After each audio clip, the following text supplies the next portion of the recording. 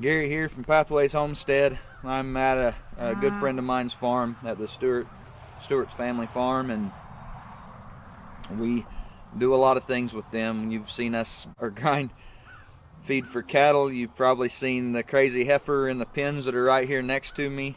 The calves that we had on the homestead, part of those were theirs and part of them were mine. And we had a tragedy. They had a tragedy yesterday. As they were moving cattle, a young feeder steer decided that he didn't want to go the way he was going, and he just got angry and decided to ram a four-wheeler. And in that process, he broke his neck and he died. And that's a financial loss and an emotional loss, but we're not going to let it waste. We're not going to let it just be feed for coyotes. We're going to use that meat. And so today we're going to show you about how we break that down. We've got this beef hanging from the front end loader of the tractor, and you can see that we have skinned it, and we have gutted it, eviscerated it, and we made sure that we took out all of the internal organs, because that's where spoilage can start. Make sure that you clean out the anal cavity and the esophagus, and then it's chilled good. Last night the temperatures got really cool, and this meat is definitely cooled well. And so when we begin to do this, and I'll video all this for you, we'll start by opening this up, and we'll take and begin to break this beef down in pieces. This is a salvage beef. It's definitely not a finished out marbled beef, and a lot of this will be for grind. So it'll be broke down kind of as such. A lot of it will just be deboned and ground into burger. We will keep some steaks, and I'll show you how to do those, how we salvage a beef and keep it from going to waste, and make use of what is an accident. We'll make use of that, and we'll take you guys along for the ride, so hide and watch. Alright, one of the first things we're going to do, we're going to salvage this beef. We're going to cut it up a lot like we would a deer. And one of the first things we're going to do is we're going to cut the tenderloins out. The tenderloins are on the inside of the backbone from the hip area, and they'll go down to the top of the ribs, and we're going to go ahead and cut those out.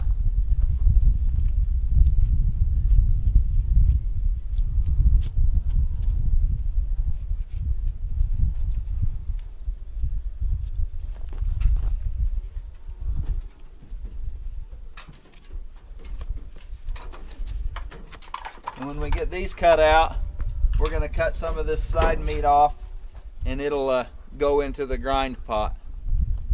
We've got the tenderloins cut out here, and we've got the side pieces cut out here. That's typically where your skirt steak or your flank steak would come from. We're going to grind that. We've cut that out. Our next step is we're going to lay these front shoulders off, and I'll adjust the camera in a minute and get it where you can see that. But we'll cut these front shoulders off, and there'll be some stew meat and steaks cut out of them, but mostly they'll be cut into grind meat, deboned. So we're going to do that next. When you start on this, it's pretty easy to see where it goes. You can see the kind of natural line there. So we're going to go ahead and cut this out right here.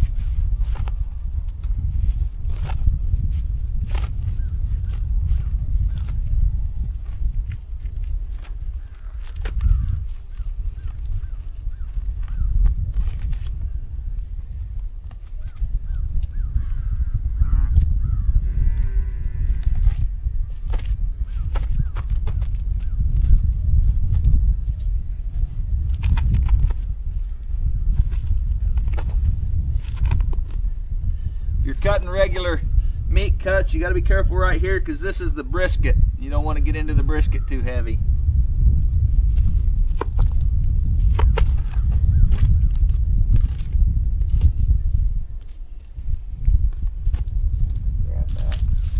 Our next step I've changed angles on you. Here at the back, at the top of the back, this is where the hip joint goes, and this is the backbone. We're going to cut the back straps out.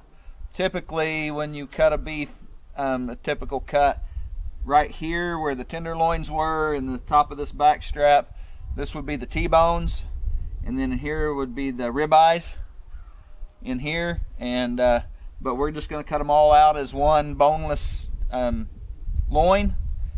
It'll be the back strap or the loin. We're going to cut that out and then just make boneless steaks out of it, and it makes really good steaks out of these salvage beef like that. So we'll get started on that.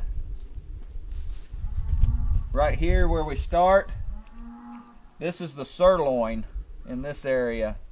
So we're going to leave that sirloin and just start right here and cut these back straps out.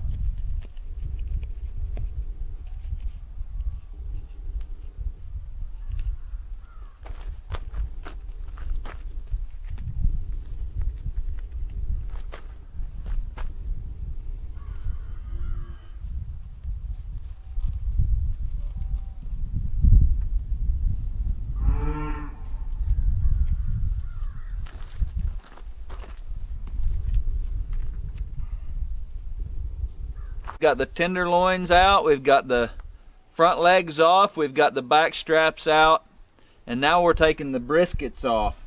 I've taken the one off the other side already, and the brisket is like this bottom front part of the rib cage. There's a big plate of meat here.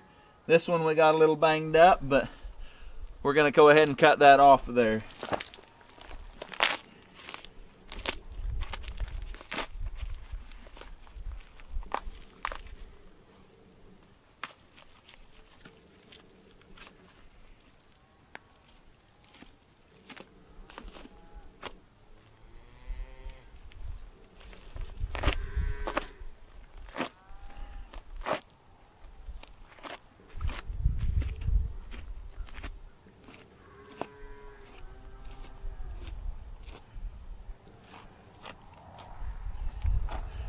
Now the next step is we're going to cut these ribs off of the backbone with the saw. Alright, so I'm going to take the saw and I'm going to just come here beside the rib cage, on the rib cage beside the backbone, and just cut those off.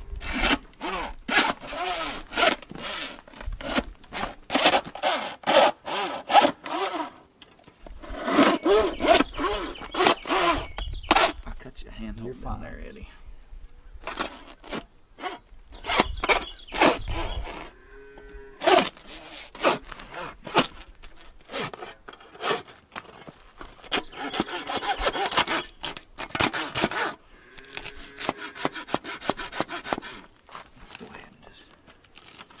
Yep. There we go.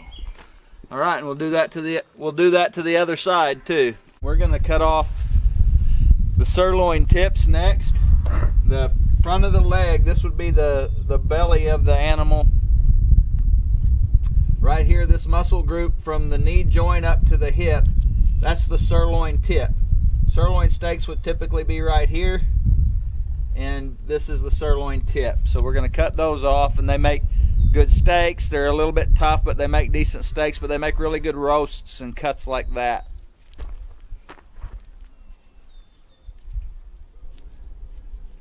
And when you start cutting, you'll feel where that joint is, and you kind of got to go below that outcropping of bone and tendon and then go back towards the leg bone.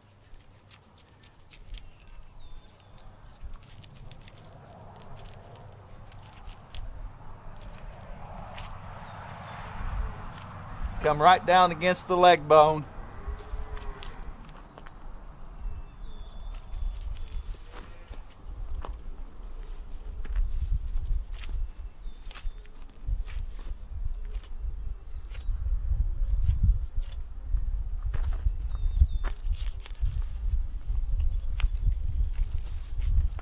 You can catch that.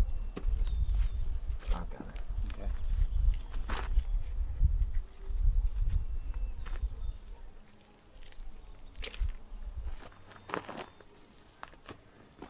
And then that's our sirloin tip.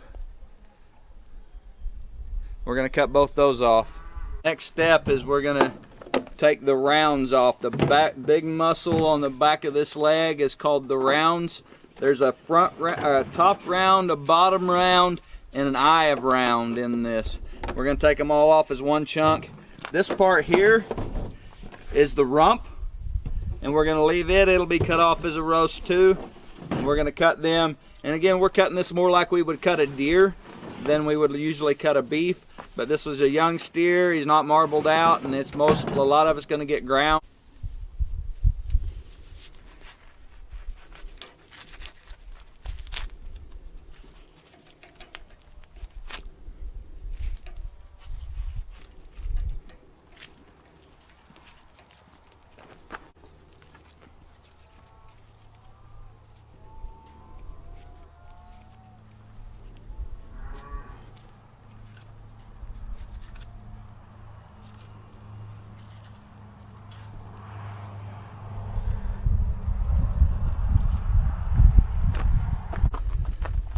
And that's all three of our rounds in that one piece.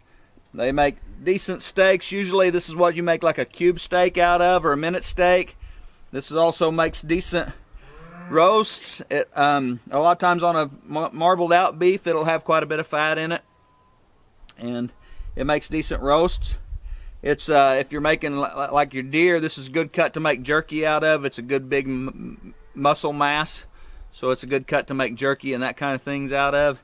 The texture of this can be a little tough. It makes really good stew meat, but it also makes decent tenderized steaks like a minute steak or a cube steak. We got the rounds off of here, and our next cut to take out is this rump roast. It'll be kind of the end of the pelvic bone. The tail is right here. The tenderloin was right here, or the loin, the back strap was right here. And so it's kind of that part, top of the leg. It's the rump roast. You can see I've already laid this off of the top of the pelvic bone and the hips. And it's a really good roast. A lot of times in a finished beef animal, there's a lot of fat here, intermuscular fat, which makes a really good roast. It helps it cook tender and more juicy, and that makes a good roast. And you can see that one come off of there pretty nice. And those are good roasts. I've used those on a deer. They make really good stew meat cuts and jerky meat cuts because it's pretty good sized muscle mass. So that's what the next thing we're going to do. We're going to get this other one off of here. And then the rest of this we'll just trim off to grind. This would be the beef shanks. If you were cutting shanks, you'd cut that in pieces with a saw. That would be your shanks, but we'll just use that as grind meat on this animal. And so that's how we're going to finish this up.